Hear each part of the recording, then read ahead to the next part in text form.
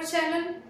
तो जैसा कि कल की वीडियो में मैंने आपको बताया था कि अब हमारी डेली क्लासेस आएंगी, इसलिए आज मैं फिर आपके सामने एक बार आ गई हूँ सेकंड टॉपिक लेकर, जो कि है oogenesis। कल मैंने स्पर्मेटोजेनेसिस का वीडियो अपलोड किया था, तो अगर अभी तक आपने उस लेक्चर को नहीं देखा है तो प्लीज पहले आप जाकर उसको देख लीजिए, उसको कवर कर लीजिए, उसके बाद फिर आइएगा इस लेक्चर को अटेंड करिएगा। तो अब हम लोग अपना लेक्चर शुरू करते हैं।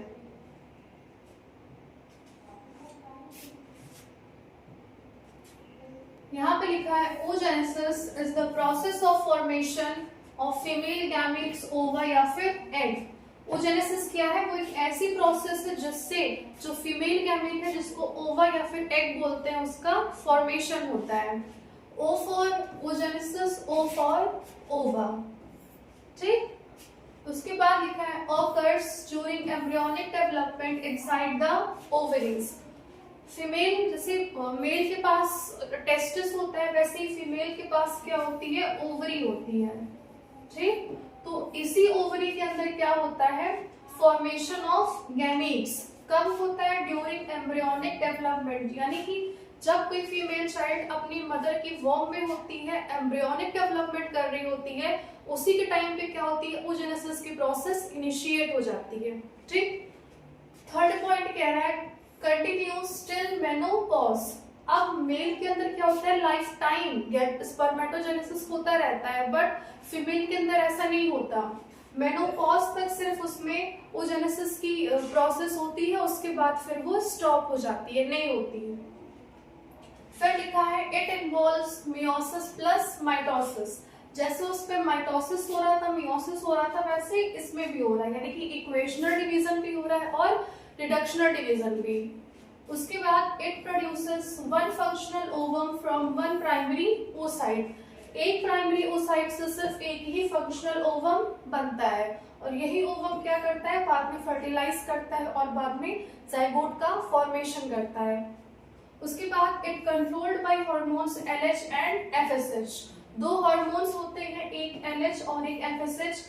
इन्हीं का मेन काम होता है कि ये लोग किसको कंट्रोल करें? इस प्रोसेस को। At puberty 60,000 to 80,000 oogonia are formed in the form of oocytes। अब पहले क्या हुआ? जो बेबी थी, जो गर्ल चाइल्ड थी, अपनी मदर की वर्म में, उसके अंदर क्या हुआ? oogenesis की प्रोसेस इनिशिएट हो गई। अब जब वो अपने प्यूबर्टी पे हिट करती है, तब तक उसकी बॉडी में 60,000 से 80,000 ओगोनिया फॉर्म होते हैं। वैसे तो मिलियंस पे फॉर्म होते हैं, बट प्यूबर्टी तक आते आते कुछ उसमें खत्म हो जाते हैं, सिर्फ इतने ही ओगोनिया उसमें बचते हैं। तो किस फॉर्म में होते हैं? वो oocytes के फॉर्म में प्रेजेंट होते हैं। उसके बाद आगे बढ़ते हैं। तो ये है आपका, जब ओवरी को आप ट्रांसवर्सली उसका सेक्शन करेंगे, उसको कट करेंगे, तो कुछ उसका ऐसा स्ट्रक्चर आपको दिखेगा। यहाँ पे है ब्लड वेसल्स, ये है प्राइमरी फॉलिकल, ये है प्राइमरी फॉलिकल। उसके बाद प्राइमरी फॉलिकल से secondary follicle, tertiary follicle form होगा। टेरिशरी फॉलिकल में एक लेयर आ जाती है, उसको बोलते हैं एंड्रम, ऐसा कुछ। ये है ग्राफियन फॉलिकल, यही बाद में क्या करता है? रप्चर करता है और सेकेंडरी oocyte रिलीज हो जाता है in the time of menstrual cycle. उसके बाद ये है कॉर्पस ल्यूटियम। ठीक, आगे देखते हैं। अभी मैंने आपको ओवरी का ट्रांसफर सेक्शन दिखाया था, और अभी ये है फीमेल एग, यानी कि ओवा। अब ये जो बाहर की लेयर है, इसको बोलते हैं कोरोना रेडिएटा। यहाँ पे कुछ ये फॉलिकुलर सेल्स हैं। इनकी बात करें तो ये जेली लाइक स्ट्रक्चर है, जिसको बोलते हैं साइटोप्लाज्म।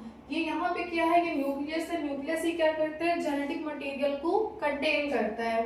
उसके बाद ये है प्लाज्मा मेम्ब्रेन, और ये है जोना पेल्यूसिडा। स्पर्म आता है, इस जोना पेल्यूसिडा की जो लेयर है उसको पेनिट्रेट करता है, और किससे जाके फर्टिलाइज कर जाता है? इस न्यूक्लियस से, क्योंकि इसी के पास क्या होता है? Genetic material. आगे देखते हैं। ये हमारी किसकी स्टेजेस है? oogenesis की स्टेजेस है। सबसे पहले अगर फेज की बात करें तो इसमें 3 फेज होते हैं। एक होता है मल्टीप्लिकेशन फेज, एक होता है ग्रोथ फेज और एक होता है मैच्योरेशन फेज। मल्टीप्लिकेशन फेज में क्या होता है कि जो जर्म सेल है, female germ cell which is oogonia, वो क्या करता है, मल्टीप्लाई करता है और अपने नंबर को इंक्रीज करता है। उसके बाद ये है ग्रोथ फेज। ग्रोथ फेज में क्या होता है, प्राइमरी ओसाइट। फिर मैच्योरेशन होता है जिसमें प्राइमरी ओसाइट डिवीजन करता है, पोलर बॉडी सेकेंडरी ओसाइट का, इन सब का फॉर्मेशन करता है। क्रोमोसोम की बात करें तो मल्टीप्लिकेशन फेज और ग्रोथ फेज में दोनों सेम रहता है 46, क्योंकि यहाँ पे डिवीजन कैसा होता है, माइटोटिक डिवीजन, यानी कि यहाँ पे क्या होता है, माइटोसिस होता है। ठीक, और कभी भी माइटोसिस होता है तो वहां पे कैसा डिवीजन हो जाता है, इक्वेशनल डिवीजन।